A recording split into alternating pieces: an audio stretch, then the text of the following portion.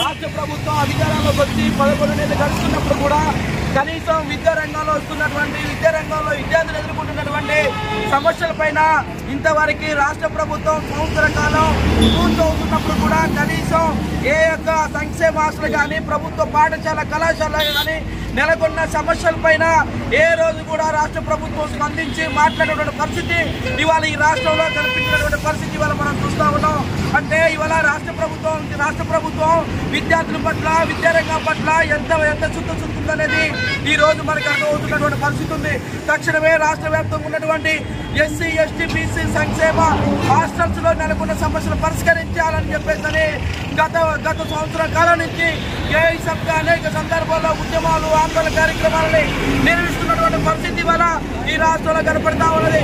ఒకవైపు సంక్షేమ హాస్టల్ పైన ప్రభుత్వం పూర్తిగా సంక్షేమ హాస్టల్ విస్మరించి సంక్షేమ హాస్టల్ చదువుతున్నటువంటి విద్యార్థుల్ని ఇవాళ విద్యార్థుల్ని పూర్తిగా విస్మరిస్తుందని చెప్పేసి ఏఐసబ్గా మేము ప్రశ్నిస్తున్నటువంటి పరిస్థితి ఉంది.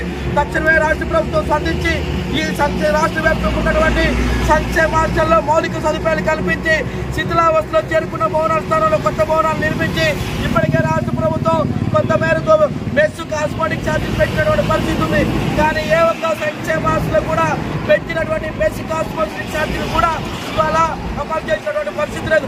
అంటే ఈ జిల్లాలో ఉన్నటువంటి ఎస్సీ ఎస్టీ టీడీ ముగ్గురు టీడీలు కూడా ఇవాళ వాళ్ళ యొక్క ఆఫీస్ కార్యాలయాలకి పరిమితమైనటువంటి పరిస్థితి ఉంది.